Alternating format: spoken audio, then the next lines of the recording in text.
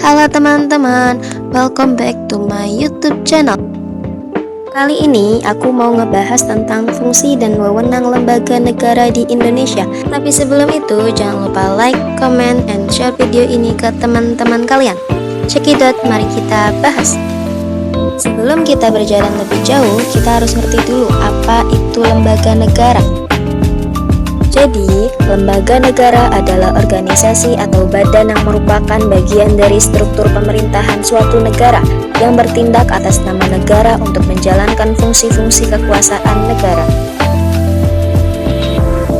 Dalam sistem ketatanegaraan Indonesia, Indonesia memiliki beberapa lembaga dengan fungsi dan wewenang yang berbeda-beda, yaitu MPR, DPR, MA, MK, KPK, dan Ombudsman.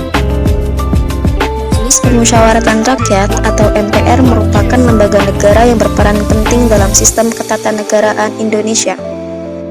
Setelah perubahan Undang-Undang Dasar 1945, MPR tidak lagi menjadi lembaga tertinggi negara, tapi tetap memiliki fungsi strategis dalam menjaga keberlangsungan konstitusi. Secara umum, fungsi MPR dibagi menjadi 3, yaitu fungsi konstitusional, fungsi pelantikan, dan fungsi pemberhentian. Mari kita bahas yang pertama, yaitu fungsi konstitusional. Dalam fungsi konstitusional, MPR memiliki fungsi untuk mengubah dan menetapkan Undang-Undang 1945. Yang kedua, fungsi pelantikan.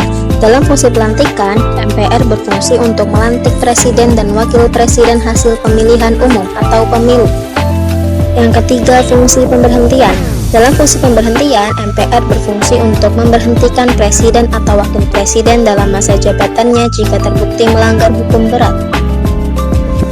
Selanjutnya, wewenang MPR. MPR memiliki beberapa wewenang. Yang pertama yaitu mengubah dan menetapkan Undang-Undang 1945. Yang kedua, melantik presiden dan wakil presiden. Yang ketiga, memutuskan usul DPR untuk memberhentikan presiden atau wakil presiden. Pemberhentian presiden atau wakil presiden diusulkan oleh DPR. MPR wajib menyelenggarakan sidang paripurna MPR untuk memutuskan usul DPR mengenai pemberhentian presiden atau wakil presiden pada masa jabatannya, paling lambat 30 hari sejak MPR menerima usul. Yang keempat, melantik wakil presiden menjadi presiden. Hal tersebut terjadi jika presiden mangkat, berhenti, diberhentikan, atau tidak dapat melakukan kewajibannya dalam masa jabatannya. Ia digantikan oleh wakil presiden sampai berakhir masa jabatannya. Jika terjadi kekosongan jabatan presiden, MPR segera menyelenggarakan sidang paripurna MPR untuk melantik wakil presiden menjadi presiden. Lembaga yang kedua yaitu Dewan Perwakilan Rakyat atau DPR. DPR adalah lembaga legislatif yang anggotanya dipilih langsung oleh rakyat melalui pemilihan umum setiap 5 tahun sekali. DPR memiliki beberapa fungsi, diantaranya yaitu yang pertama, fungsi legislasi. DPR memiliki fungsi untuk membentuk UU bersama Presiden. Yang kedua, fungsi anggaran. DPR memiliki fungsi untuk menetapkan anggaran APBN bersama Presiden dengan mempertimbangkan DPD. Yang ketiga, fungsi pengawasan. DPR memiliki fungsi mengawasi pelaksanaan undang-undang dan kebijakan pemerintah agar sesuai dengan konstitusi dan kepentingan rakyat. Selanjutnya, wewenang DPR. DPR memiliki beberapa wewenang, diantaranya yang pertama, menyusun program legislasi nasional. Yang kedua, menyusun dan membahas rancangan undang-undang atau RUU. Yang ketiga, memberikan persetujuan atas RUU tentang APBN. Yang keempat, melakukan pengawasan terhadap pelaksanaan UU, APBN, dan kebijakan pemerintah. Lembaga selanjutnya yaitu Mahkamah Agung atau MA. Mahkamah Agung atau MA adalah pengadilan tertinggi di Indonesia yang membawahi 4 lingkungan peradilan, yaitu peradilan umum, peradilan agama, peradilan militer, dan peradilan tata usaha negara.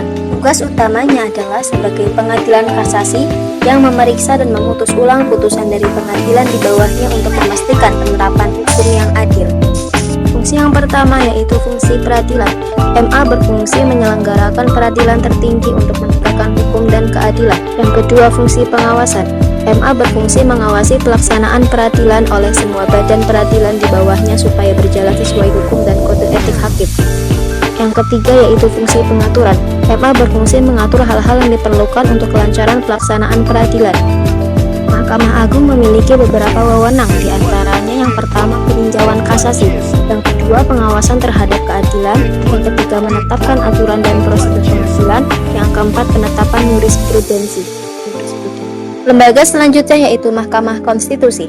Mahkamah Konstitusi adalah lembaga negara yang bertugas menjaga konstitusi dengan wewenang menguji undang-undang terhadap undang-undang dasar, memutus sengketa kewenangan lembaga negara, membubarkan partai politik, dan menyelesaikan perselisihan hasil pemilihan umum. Mahkamah Konstitusi memiliki beberapa fungsi. Yang pertama yaitu fungsi pengawasan konstitusi. MK berfungsi untuk memastikan bahwa seluruh peraturan perundang-undangan dan tindakan lembaga sesuai dengan Undang-Undang Dasar 1945. Yang kedua, fungsi peradilan konstitusi. MK berfungsi untuk memutus perkara konstitusi berdasarkan Undang-Undang Dasar 1945. Selanjutnya yaitu wewenang Mahkamah Konstitusi. Yang pertama, memutus segala kewenangan lembaga negara yang kewenangannya diberikan oleh Undang-Undang Dasar. Yang kedua, memutus pembubaran partai politik. Yang ketiga, memutus perselisihan tentang hasil pemilu. Lembaga selanjutnya yaitu Komisi Pemberantasan Korupsi atau KPK. KPK yaitu lembaga negara independen yang bertugas memberantas korupsi di Indonesia melalui pendidikan, pencegahan, dan penindakan. KPK memiliki beberapa fungsi, di antaranya yang pertama fungsi koordinasi. KPK berfungsi mengkoordinasikan instansi yang berwenang melakukan pemberantasan korupsi. Yang kedua, fungsi penyelidikan, penyidikan, dan penuntutan. KPK berfungsi untuk menyelidiki, menyidik, dan menuntut para koruptor. Yang ketiga, fungsi pencegahan. KPK berfungsi sebagai pencegah tindakan korupsi. KPK juga memiliki beberapa wewenang, di antaranya yang pertama, mengkoordinasikan penyelidikan, penyidikan, dan penuntutan tindak pidana korupsi. Yang kedua, menetapkan sistem pelaporan dalam kegiatan pemberantasan tindak pidana korupsi. Yang ketiga, meminta informasi tentang kegiatan pemberantasan tindak pidana korupsi kepada instansi tertentu. Selanjutnya yaitu Ombudsman Republik Indonesia.